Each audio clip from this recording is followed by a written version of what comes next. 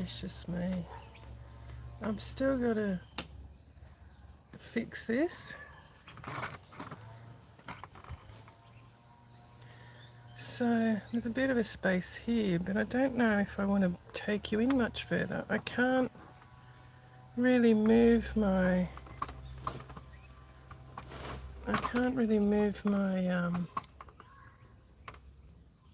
my stand any further.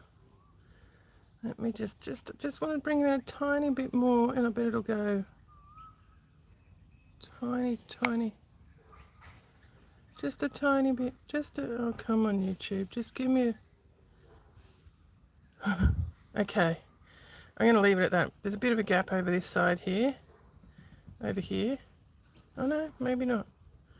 Okay, hopefully that will work for us today. So in saying that, if anyone, this is huge. I'm going to put it out there though. I've been told to put it out there, and you just never know.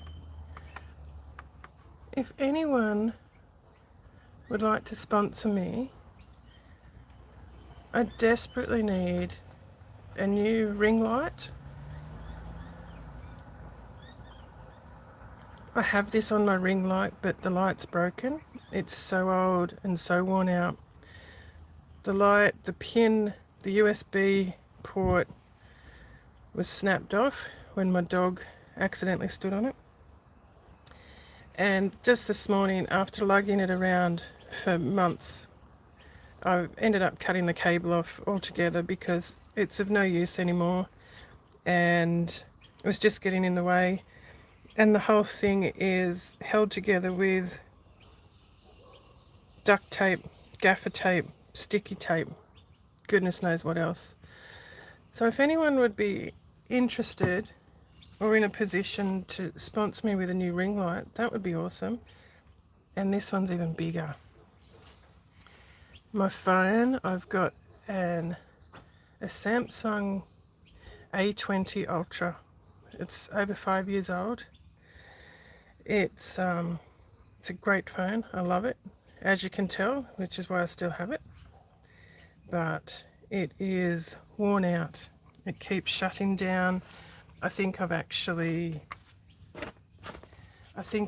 broken a lens on it because it does not focus at a certain at this. It really struggles to focus, and if I go in at 1 times strength, it just blows out altogether. It overheats. It needs to be charged a minimum of 3 times a day. But it's my lifeline. I'm here on my own. I probably shouldn't say that. I have my giant dog here with me. I don't have a car, and without my phone, it's I get a bit anxious without one. So if anyone is interested in sponsoring me with a new phone or a new ring light, that would be fantastic.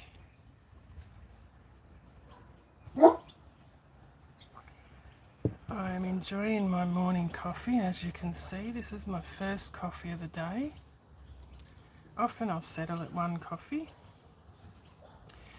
I thought, now today, I've got so much work to do. I've got an inspection coming up, and even though I've been in this same house for 24, 25 years, I still get incredibly anxious when I have inspections. There's a lot I'd like to try and get done before the inspection, and as you probably know, I haven't been well. On top of that, I'm doing rehab, so I'm doing hydrotherapy, physiotherapy, occupational therapy, cognition, what's it called? cognition and memory stuff after the concussion.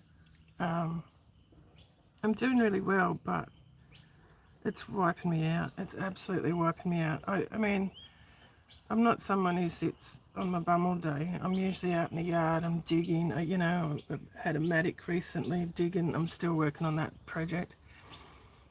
Shoveling, carting loads of wood. You know, I can carry 70 kilos if I need to. I lug sandbags around. I might not look like an active or strong person, but normally I am. But in saying that, this hydrotherapy is smashing me, absolutely smashing me. So, they keep telling me, my therapists keep telling me I need to rest, I need to have rest days. And to me, like I got up this morning and did some gardening. I haven't tended my veggie gardens for a couple of weeks because we've had non-stop rain. So I've got mildew in my tomatoes again, so I've tried to sort them out. I've cut them back. I've cut all the mildew bits out. I haven't sprayed them yet. I need to spray them again with a milk solution. The milk holds back the mildew until the fruit comes or is harvestable. And then I noticed today I've got bloody cabbage moss on them again. So I might have to, I use all organic sprays if I have to. I try not to spray, but the cabbage moths have been in plague proportions this year. Can you hear my dog in the background? She's got one of her there she goes. She's singing us a song. She's got, she loves her squeaky toys. And she's got a screaming chicken as well. And she goes through these phases where she squeezes them to squeak and then she sings to them. And it's the sweetest thing I've ever seen in my life. It's so cute. Oh, I just... there she goes.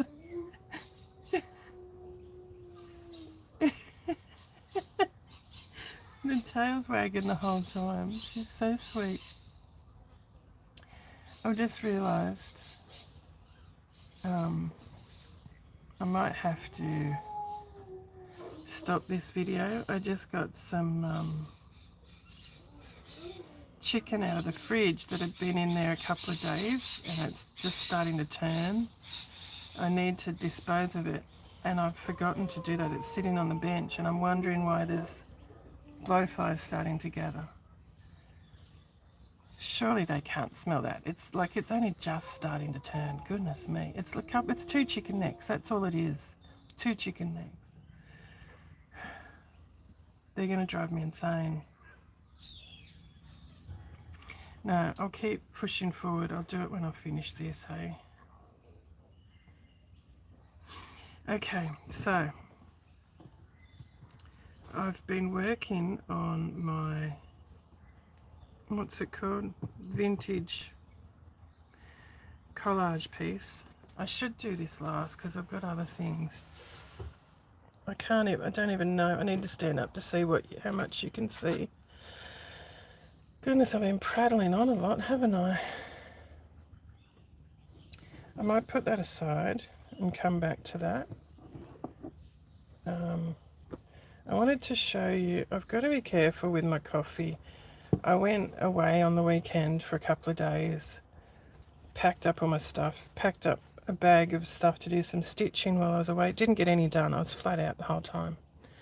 But I had my coffee in a takeout thermos muggy thingy. And of course had my hands full and the dog trying to put all the stuff in the car and somehow have managed to spill, even though the thermos was sealed, managed to spill some coffee on the piece I'm working on. Thankfully, it's a piece I'm going to be cutting off. I didn't notice it until a few days later. I thought, you dickhead. Anyway, this is why this is why my embroidery tutor taught me that I should be wrapping this up.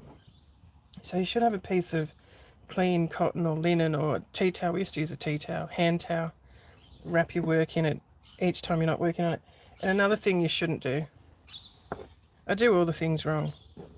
You shouldn't leave your needles in your work either. You shouldn't leave it in your hoop because it stretches your fabric. Being in the hoop puts it, distorts it. Sometimes those marks don't come out. The needles, the main reason you don't leave those in is because not only does it often leave the fabric pushed open after a period of time, they tend to rust as well. So there are reasons behind these things. So the first thing I wanted to show you was I was gifted these. I apologise about the traffic. It's usually quiet here through the day. As I've mentioned before, I can't really do this inside. It's just too dark. I don't have enough natural light, and because my light's not working. So I was recently gifted these beautiful nightgowns. Beautiful cotton, either nightgowns or slips. Oh, sorry, now I'm going to bump you. Oh my goodness. I didn't think I could harvest these because they're beautiful. Some of them are heavily stained. I'm sure they'll wash up. Some of them I think are older than others. The laces are stunning. And I did list them to see if anyone would like to buy them as they are. But there wasn't really any interest, so now I'm thinking I may just harvest them. So this is another one. They're beautiful, beautiful garments. They're commercially made, most of them. There's a couple that aren't. Some of them have had some alterations done to them. See, this one, for example's had this bit's been added. This wasn't on it when it was purchased. You can tell it's been added, and these straps have been widened. I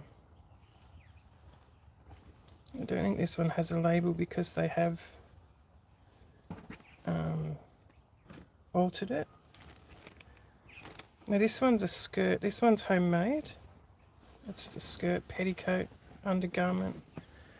It has a lot of a lot of staining on it. It's well made. It's got elastic. It's got press studs, hook and eye, and it's got a lovely little pleat here, and then this beautiful broderie edging. They're all too small for me. And then there's this one. Beautiful. Look at the straps on it. And of course the front's all pieced together to fit the bust. All darted. Very, very pretty. This one's all tapered in at the waist. I did look them up. It appears that they're anywhere from the 30s to the 60s. I'd say they're more 60s, 70s even, to be honest. There's a tag on this one that I can't even read. 100% cotton. Yeah, anyway, so I've got those, and then I've got this. This is a blouse I bought years ago. I absolutely loved it. It has faded significantly. It's very, very, very faded in some areas. It's a grey. You can tell I wore it a lot. It's faded so much it's now two different colours. more than 2 colours. But I'm starting to think, I've been hanging on to this thinking I might fit in it again one day. But I'm starting to think maybe I should just harvest this as well. Because I don't know about you, but if I keep hanging on to all these things I'm hoping I'm going to fit into again one day, I'm going to have that much stuff here that I can't even wear. Once again, I've forgotten my glasses, which could be problematic. Okay, something else that I've come into, because I'm doing hydrotherapy several times a week, I currently only have 2 pairs of swimmers, because I don't know about you, but I didn't own swimmers for years, and it was only when I started going camping again a few years ago that I started buying swimwear again. And my then partner at the time was very kind at that stage and said that, you know, I looked good in swimwear, so I had the confidence to wear swimwear. Anyway, the 2 pairs I own, one pair is enormous on me, absolutely enormous. It literally falls off. And I wore it to my first session and it wasn't good. It was a 2-piece, so there's the pants, the skirt. The skirt goes down to my knees, and then the top has ruffles on it as well. It's a nice swimsuit, and it cost me a fortune, but it's not practical. When I'm doing therapy, they need to be able to see my knees. They can't see them in this suit. So that one isn't wearable. The next suit I have is one I bought at Kmart many years ago, and it's so worn out, it doesn't stretch anymore. The colour's starting to strip out of it. It's black on one side and fluoro pink on the other. It's reversible. There's no support in it anywhere. So that's what I've been wearing. I don't feel good in it. Not that it's a fashion parade or not, but I'm just so self-conscious because there's no support and it's almost threadbare. So I've ordered, I'm ashamed to admit, I've ordered some cheap pieces, because as much as I desperately wanted to support local businesses, small businesses, I just can't afford $179 for a pair and upwards. So I've ordered a couple of inexpensive ones. They're surprisingly, these were actually, they're around $10 a pair. They're surprisingly good swimmers. They've got, all of them except one has tummy control. The reason I'm sharing this is because some of them, I don't have a huge bust. Apparently these are designed for a large bust. I don't know how, because I'm only about a C, maybe D. I'm not huge, not enormous. I fit in these cups quite well. However,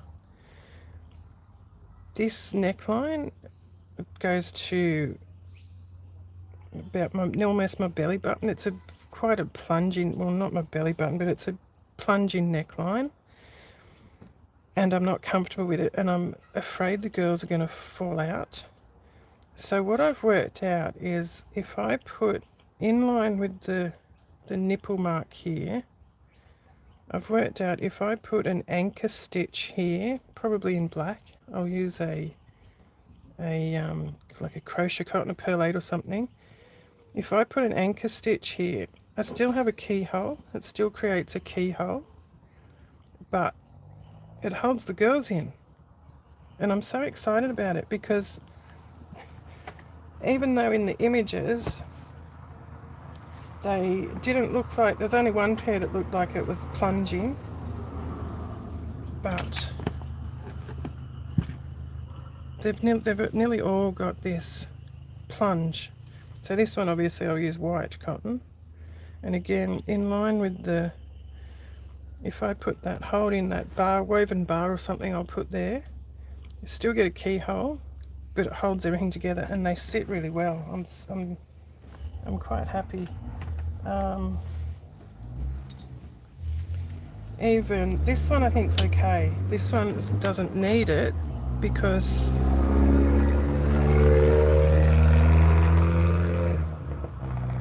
that's one of the cars, I think. that usually doesn't come until later in the day. So this pair doesn't need it because you can see they're stitched up to that line. So these are really nice. They've got this crisscrossy bit. They've got all this ruching and tummy support. I nearly didn't get these because I thought, oh, they're daggy. They're beautiful on. So yeah, this is the only pair that I'm now a bit. I don't think I should have got them. I loved the print. They've got, the neckline's good. It's got a high neckline. It's got, you know, it's got a high back. They've got good coverage over the leg. This one has a skirt, which I liked. You can undo the tie and it will drop down, but there's no tummy support. And because this is stitched here just below the waist, you just get bulges. So they're good quality. They're a heavy swimming fabric, but it turns out they weren't the best choice. This blue pair, it came with a wrap skirt, and look, in the images I could see that the skirt didn't do up. It had, like, one leg was fully exposed, but with my figure it doesn't even go near. It's a mesh, but it's a good idea. So anyway, I just wanted to show you the solution I had come up with to these plunging necklines to hold the girls together. I did also get some more neon because I have ended up using it and I'm very happy with it. So there's that. I think that's all. I think that's all that I wanted to show you in the haul section of the video.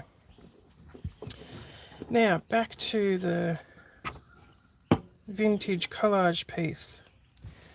I've actually done quite a lot of work on this since I've last recorded.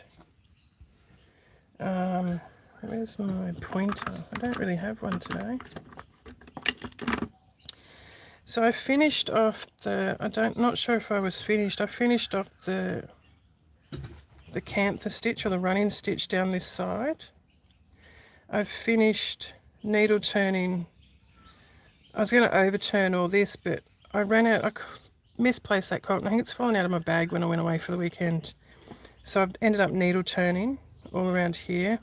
I've needle turned this piece, this embroidered piece. I started to stitch down this linen. You can see it's got a lot of tacking stitches holding it down at the moment. I've decided that I'm going to do it differently. I was going to stitch it all down, but I've decided to start doing all this. I'm not going to do it all, but I've been doing some weave stitch around it. I've done all this, all up here, in here.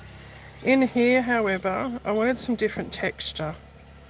So I've done colonial knots, and then I've done some French knots, and then I've done some straight stitch. And I've just sort of tried to blend it out a bit because I thought it looked a bit heavy. I've done this, I've attached this, and I'm afraid I might have gone a bit heavy on the neon. I just wanted some pops, but I'm enjoying it that much, I just kept adding. So I've ended up adding neon around this crocheted piece to hold it on. And then I did the vintage Suffolk puff, and I've stitched it down with neon green. Then I decided it looked a bit, I don't know, it just didn't look right here, so I've put some colonial knots in the center in the green. Then I added another crocheted piece, I think it's from this same piece, and then I tacked it down with a neon, and then I've ended up sewing it. I've ended up stitching the whole thing. That's not focusing, I'm sorry. This is one of the issues I'm having with my camera. That lens is just gone. So again, if anyone's interested in sponsoring me with a new camera or a ring light, I've also done this woven flower up here. So I've started with a, I've lost that word. What's that word? You know when the cottons are not one colour? I've lost that word, I'm sorry. This is the issue I've been having since the concussion. There's words that I can't find when I need them. So I started with a multicoloured cotton, and then I thought I'll just put a pop of neon in there. And then I thought, oh, maybe I need to bring some of these colours in. See, I was doing this in poor light. I thought this colour here was closer to this colour here. And then I finished off with a soft pink, another pop of neon. I've experimented with some different stitches in here, which I don't mind it. And then it just looked quite unbalanced, so I've ended up adding some more fabric down here. You won't see all of that because I'm planning on cutting it around there, or putting the seam about there-ish. So we're not going to see a lot of this work I'm doing down here. Where that pen mark is, if you can see that. There's a pen mark around here. That's approximately where I'll be cutting that off, because I still want that to be exposed. So that's where I'm up to with this piece. It's certainly not at all what I thought I was going to do. There's a lot more work on it than I had planned. Now I'm thinking, I can see a dog hair. Now that I've done this flower here, see, the other thing is too, around here, these are just tacking stitches I've got on here. I haven't taken them out because, as you can see, I decided spontaneously to do the weave stitch over it to hold it down, and I like how that's pushing this forward. But I didn't want to do weave stitch all the way. I don't want to feel that. And I thought if I do weave stitch all the way around here, it'll look funny. So I'm not sure, I can't decide how to finish this off. One thing I'm thinking of, since I've done this embroidered flower here, should I do some tendrils or some more embroidered flowers through here? I don't know. And then the other thing was this flower here that I've done in wool. That was one of these flowers, and I'm sorry, I'm just waiting for the traffic again. Initially I didn't want to cover the linen, so I've ended up covering it there, which is not what I thought I would do. I don't really want to cover this linen, and that's another reason why I'm not sure how to finish this. Maybe I can just do seed stitch all through it, because I don't think that looks too bad. Any thoughts? Let me know. My eyes are just darting all over it, thinking what to do. I'm getting frustrated with this piece, and usually when I get frustrated, I'll start something else. But then I've got a bad tendency, if I do that, of putting that aside and not coming back to it. So I'm a bit undecided. I'm tempted to harvest some more, but I'm finding it very hard harvesting from pieces. So far, these pieces I've harvested from were already cut. They were given to me cut up. So didn't seem as bad. It wasn't as difficult for me to use them. This piece wasn't. I cut that one up, and that was really difficult. I really struggled doing that. I'm just having a dig in here. I've been looking at some other people's pieces thinking, how do they get... Oh, I've just noticed there's bloody coffee up there, so I'm going to have to wash this anyway. Bugger. I've been looking at other people's pieces and thinking, how do they get so far so quickly? And what I've realised is that a lot of the weave stitch people are doing has been done in at least 4-ply. I'm using 2-ply or finer. And I have been watching some people constructing theirs in their videos, and they're just so, they appear to be so confident with what they're doing. They just seem to, you know, pick a piece up, harvest it, lay it down, stitch it on, it's done, like within minutes. I've got to think about it, calculate it, measure it, balance it, agonise over harvesting pieces. I did have this on here, but I don't know if I want to cover that now. And out in the daylight I can see it has rust stains on it now where the needles were left in it.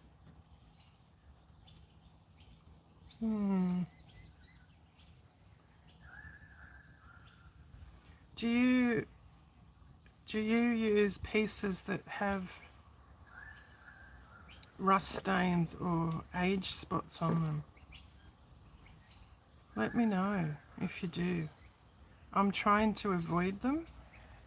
I'm trying to avoid age spots, unless there's a different style I do. Let's see if I can find it and show you. Here. My God, I've spilled something on there now. How the hell do I keep spilling shit?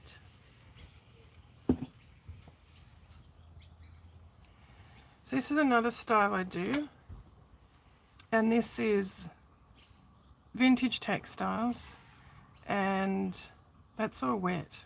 I don't know what the hell I've done. I've been so careful. It's not coffee. I don't know what it is. These pieces, these ones I do, the eco-dyed pieces, I actually look for rust stains for these pieces. But these pieces, I don't think it lends to it. Now, these are actually rusty, these bells, and I did that deliberately. So I'm going to have to wash that now. I'm so annoyed. I don't know where the hell this has come from. Oh, you're kidding me.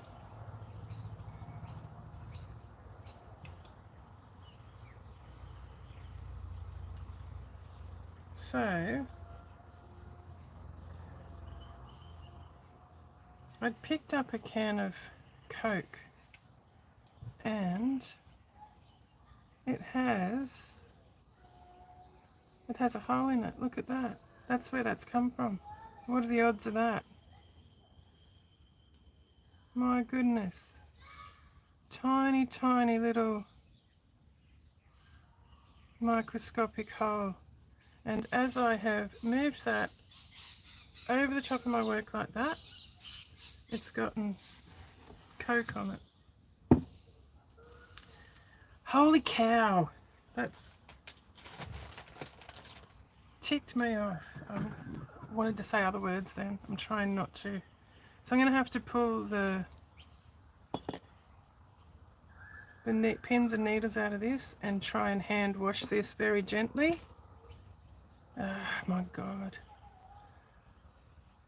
I was supposed to have had this listed by now. The good thing I didn't, because if that had happened and I had already listed it, I would have been mortified.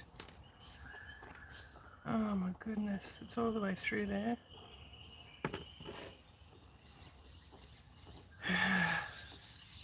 Right, that needs to be washed. So there's another good lesson on what not to do. Don't have your drink anywhere near your work or your food. She says as she has another sip of coffee. So what I think I might do, I'll end this video. Didn't achieve much today yet. I'll come back. I'm going to go and clean up. I'm going to go and wash this needle case. And I'll come back and set up another project and work through that, I think, with you. I need to wash this too. So I'm going to go and do that. I'm going to end this off so I can wash this piece. And hope to God that these colours don't run, or I'm going to lose all that work.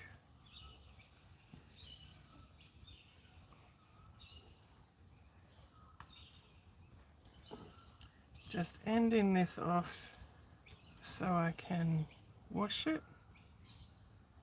And I'm doing with this piece everything I've spoken to you about in previous videos about what you should not do on the back. I've been doing.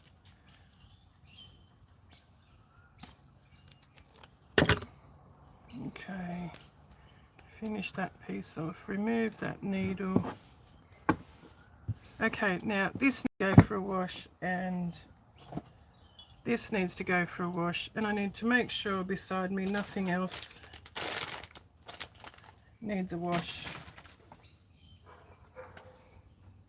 And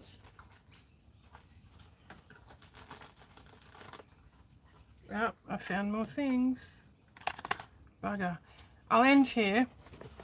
You don't want to hear me talking about what needs to be washed and what doesn't need to be washed now. I'll end this here and I'll come back later and start again. So hopefully in half an hour or so, if you're around, I'll actually do something though. I won't just sit here and blabber on about stuff in the next one. Okay, thanks for joining me, and I'll see you in half an hour or so.